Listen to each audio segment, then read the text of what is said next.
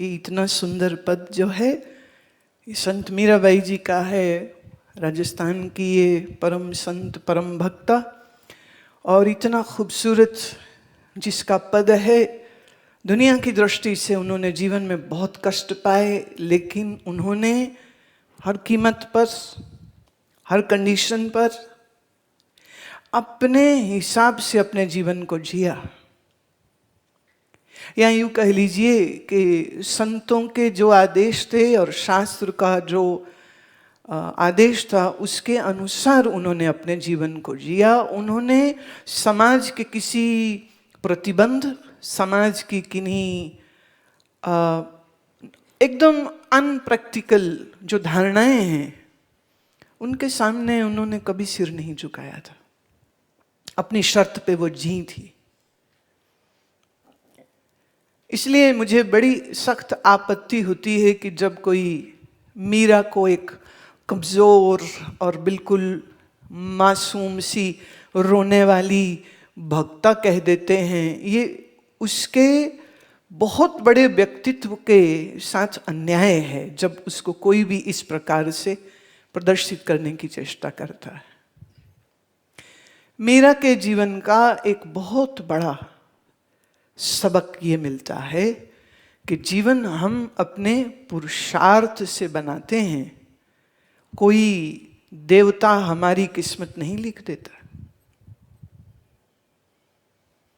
अगर किसी देवता के लिखे जाने से हमारी किस्मत लिखी गई हो तो फिर हम कितने गुलाम हो जाते हैं, हम कितने अधीन हो जाते हैं, हम कितने बेबस हो जाते हैं। क्योंकि जो लिखा गया सो तो लिखा गया, अब जो भोगना पड़ेगा तो भोगना ही पड़ेगा, and there is no choice. लेकिन मीरा जी ने अपने जीवन से यह सिद्ध किया कि यह सत्य नहीं है। इसलिए जब उनके ऊपर जोर दिया गया एक राजनैतिक विवाह करने का तो उन्होंने मना किया। पर जब उन्होंने ये देखा कि उनके दरवाजे पर बारात लेकर के पहुंच चुके हैं और अब ऐसे समय में अगर वो ना करती हैं तो ये दो बड़े राजपूत घराने आपस में लड़ मरेंगे, आन के नाम पे, बेइज्जती के नाम पे, इज्जत के नाम पे, तो उनकी वजह से लाशें न गिर जाएं और उनकी वजह से एक युद्ध रोका जा सकता है अगर, तो मीरा राणा जी से विवाह करने को राजी हो गई। इसलिए नहीं कि वो किसी दबाव में आ गई, इसलिए क्योंकि वो चुनती हैं। ये एक पुरानी हमारे शास्त्रों की एक ये श्लोक है जिसका अर्थ ये है कि गांव की भलाई करने के लिए अगर घर छोड़ना पड़े तो घर छोड़ दो, अगर अपने डिस्ट्रिक्ट की भलाई के लिए गांव को त्यागना पड़ जाए तो गांव त्याग दो, अगर प्रांत के भले के लिए अपने तालुका, अपने डिस्ट्रिक्ट को छोड़ना पड़े, कोई कुर्बानी देनी पड़े तो वो छोड़ दीजिए, और अगर देश की बात आ जाए तो फिर अपने प्रांत के लिए जिद न करे। उस समय पर तुम देखते हो ना, हिंदुस्तान में प्रांत प्रांतों से लड़ते रहते हैं, भाषा के नाम पे लड़ते हैं। अभी पीछे ही हुआ था, उन्होंने कहा तीन भाषाएं लागू हों, अंग्रेजी, हिंदी और आपकी जो भी क्षेत्रीय भाषा है। तो बहुत लोगों ने आपत्ति कर दी, हम ये नहीं करेंगे, हम ऐसे नहीं करेंगे, हम वैसे नहीं करेंगे।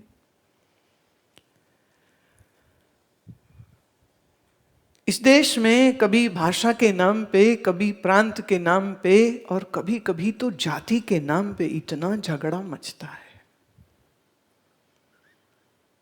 आज भी ऐसी अजीब अजीब घटनाएं होती हैं जहां मनुष्य को मनुष्य नहीं माना जाता है, उससे बड़ी उसकी जाति होती। तो आप किस जाति के हैं? पहला सवाल। आप ब्राह्मण हैं तो ब्राह्मणों के कुएं से पानी भरिए, आप दलित हैं तो आप दलितों के इलाके में रहिए, आप क्षत्रिय हैं तो आप क्षत्रियों की तरह करिए। पर तुमने एक चीज कभी नोट करी हो, कभी आपको मौका लगा हो भारतीय सेना के किसी ऑफिसर या जवान के वजह से आपने आर्मी के रहन सहन को कभी देखने का मौका लगा हो, तो आपको मालूम होगा कि वहां पर कैसी सोच होती। आप किसी प्रांत से हैं, आपकी कोई बोली हो, आपकी कोई जाति हो, आपका कोई धर्म हो, लेकिन अगर आपसे गोरखा रेजिमेंट में हैं तो आपका नारा, माने रेजिमेंट का जो नारा है वो आपका नारा है, और जय हिंद आपका संबोधन है। आप मान लीजिए सिख रेजिमेंट में हैं तो सिख रेजिमेंट का नारा आपका नारा है, और अपने ऑफिसर या अपने किसी जेसीओ या अपने से नीचे के किसी ओहदेदार से आप मिलते हैं तो आप उनको आपकी रेजिमेंट का जो नारा है या तो वो बोलते हैं और या तो जय हिंद बोलते हैं। That's it. So I believe you are all young. I know you have so many dreams and plans for your future. But still I would suggest, maybe if possible, whether engineering or accounts or warfare or artillery or in the Air Force or in the Navy, wherever, think about serving any one of these forces. And there is such a beautiful discipline which you will learn over there. मैं आपको एक अपना छोटा सा अनुभव बताती हूँ। हमारे एक शिष्य हैं, वो ब्रिगेडियर रैंक के थे उस समय पर। वो मुझे यहाँ मिलने आए तो उनका जो ड्राइवर था उसको वापस भेजना था उन्होंने कि भी तुम चले जाओ, क्योंकि उन्होंने यहाँ 3 दिन रहना था। तो कोई बात हुई तो मैंने कहा कि ठीक है, वो तो अरेंजमेंट हो जाएगा, वो मेरे साथ बैठे हैं, बातचीत हो रही है। तो मैंने कहा नहीं, उनको मैसेज करा देते हैं। वो कहते नहीं, मैं खुद कहूँगा। So he walked all the way to the gate to meet that sipahi, the sipahi who is his driver, and said to him that now you may go back, I won't need you. And then he came back. Brigadier वापस चल के आए मेरे पास, और आके जब वो बैठे तो उन्होंने पहली बात ये कही, वो कहते कि मेरा जवान मुझे पहचानता है यहाँ पर, वो और किसी को नहीं पहचानता। मैं किसी और के हाथ पे अगर ऑर्डर भेजता, सुनता तो वो जो कहा जाता वो करता, लेकिन वो मेरा जवान है, सो मुझे उसको जवाबदेही देनी है, इसलिए जो भी बात हो वो मैं खुद उसको कहना चाहूंगा। That was so wonderful, that was so wonderful.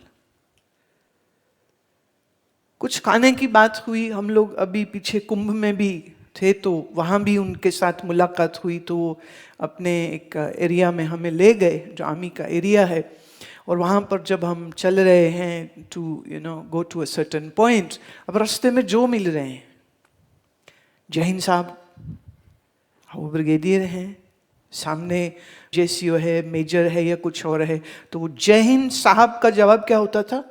He would say जय हिंद साहब। माने it is not something which he is doing in front of me only. This is the culture of Indian Army. जय हिंद साहब, जय हिंद साहब, जय हिंद साहब चल रही। हुआ यूं कि मैं चल रही थी तो सामने से कोई, वो थोड़े पीछे रह गए, मैं थोड़ी आगे आ गई। शायद उन्होंने देखा होगा कि मैं इनके साथ हूँ, थोड़ा आगे पीछे थे। उसने जोर से आवाज मारी, जय हिंद साहब। मैंने भी बोल दिया जय हिंद साहब।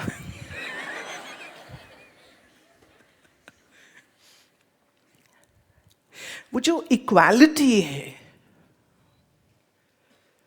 बहुत बड़ी चीज है। इस देश का बहुत बड़ा नुकसान सिर्फ इस बात से हो गया कि लोग अपनी अपनी जिद में आकर के अपनी भाषा, अपने क्षेत्र, अपनी जाति, अपने धर्म को उन्होंने ऊपर कर दिया,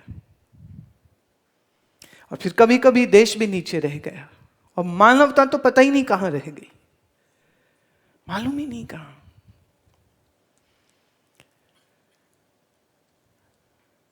ये जो समानता की भावना है, ये या तो आपको आर्मी में दिखाई देगी, और या ये समानता की भावना है जो तुम्हें संतों में दिखाई देगी। हम पीछे कहीं थे तो एक सफाई कर्मचारी मुझे कहती है प्रणाम करना था। मैंने कहा आ जाओ आ जाओ। तो वह आई तो कम से कम 10 फीट दूर मेरे से बैठ गई, जमीन में बैठ गई, मैं कुर्सी पर थी। मैंने कहा तुम वहां क्यों बैठ रहे हो, इधर आओ, तुमने तो प्रणाम करना है ना। कहती जी तो मैं फिर प्रणाम वहां कैसे करेगी, यहाँ आओ। अब आप मेरा स्वभाव जानते हो, मैं किसी को पाँव नहीं छुआती, मुझे व्यक्तिगत रूप से अच्छा नहीं लगता। ये एक बहुत पर्सनलाइज्ड बात होती है, तो स्पर्श की अनुमति तो मैं देती नहीं, लेकिन उसकी हिचक और उसका संकोच उसके चेहरे पे लिखा हुआ था। मैंने दोबारा कंफर्म किया, मैं आप प्रणाम करना चाहते? जल जी। मैं फिर उठ के यहाँ आओ पास, मैं पाँव छू लो। जब छोटा बच्चा गंदगी करता है तो माँ उसको धोती है, साफ करती है, तो क्या वो माँ कुछ छोटी हो जाती है उससे? छोटे बच्चे का मल मूत्र माँ अपने हाथ से साफ करती है। तो मैंने कहा आप तो बेहतर हैं कि दूसरों की गंदगी को आप उठाते हैं, आपसे ज्यादा बेहतर और कौन हो सकता है। और अगर मुझे छूने का किसी को अधिकार है, पैर छू के प्रणाम करने का, तो मैंने कहा माँ वो आपका अधिकार है, आप मुझे से प्रणाम कर लीजिए। उसके चेहरे पर एक डिसबिलीफ था, एक अविश्वास था कि क्या ऐसा भी हो सकता है।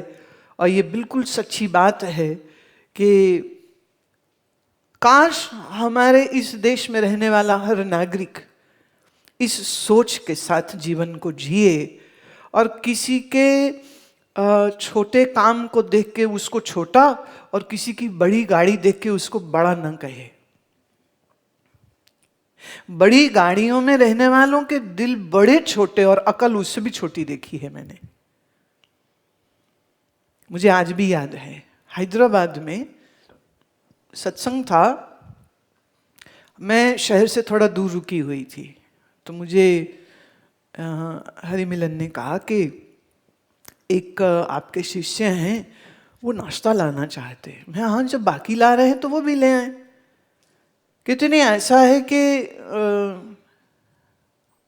उनके घर हम नहीं जा सकते, वो कह रहे हैं कि हम नाश्ता यहीं ले आएंगे। मैं अच्छा पहले ये बताओ कि उनके यहाँ हम क्यों नहीं जा सकते। कहते वो सिर्फ एक कमरे का मकान है और उसमें 6 लोग रहते हैं। तो वो कहते हम बैठाएंगे कहाँ पर, जगह है नहीं, इसलिए वो ना, मैं चलो कोई नहीं आप ले आओ। और वो मालूम हुआ वो रेहड़ी पर दाल बड़ा डोसा ये बेचते थे। मैंने घर से बना के ले गए पतीलों में भर के, और फिर अपनी उस कार्ट में रख के उसको वो बेचते थे। Now can you believe it is their shop, it is their earning, it is their livelihood. The day they won't do this, they will lose money. And they have 6 or more people who live in their family. But yet they choose not to take their cart in the bazaar. हम लोग कोई 7-8 लोग थे, तो हम 8 लोगों के लिए वो जो कुछ बनाते हैं सामान, वो सब बना करके अपनी उसी कार्ट में ले करके जहाँ मैं रुकी थी वहाँ आते हैं। और ये उससे बड़ी बात ये है कि मैंने हैदराबाद में मल्टी मिलियनर्स लोगों के घर में भी खाना खाया है, उनके घरों में भी रही हूँ, वहाँ भी वही डोसा इडली सांभर बनता है। इनके यहाँ भी जो आया खाने को वो भी डोसा इडली सांभर है। लेकिन जितनी मोहब्बत से, जितने प्यार से, जितनी छलछलाई हुई आंखों से उन्होंने उस दिन खिलाया है, और जो स्वाद उस इडली, उस डोसे, उस सांभर में, वो मिलियनर के घर के डोसे सांभर में नहीं था।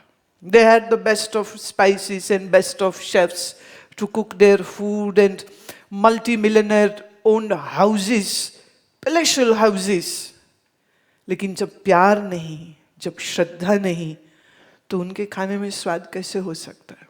तो बड़ी बेस्वादी सी होती है कभी कभी धनवानों की रोटी, और कभी कभी इन कम रुपया, साधारण साड़ी पहनने वाले और एक कमरे के मकान में रहने वाले इन 6 लोगों के प्यार में इतनी मिठास थी, इतनी मोहब्बत थी कि ऐसे लगे जैसे पता नहीं आज हम कैसा सुंदर स्वर्ग जैसा कुछ भोजन खा रहे हैं। इतना प्यारा भोजन खा रहे हैं।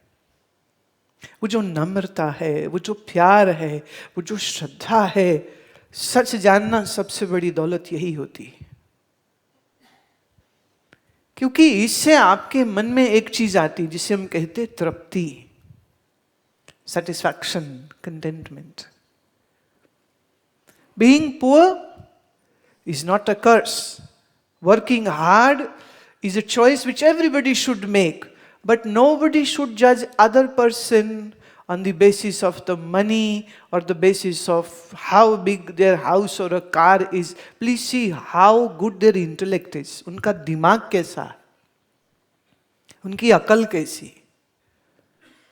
तो रुतबा देख के जो सलामें ठोकते हैं वो लोगों को मैं बहुत समझदार नहीं मानती। तो आप एक चीज समझें, सबसे पहली बात, मेरा ख्याल है आज आप लोगों का जो एक जीडी हुआ था, एक जनरल डिस्कशन जो सुबह हुई है, उसमें आप सबका आपस में परिचय हुआ होगा।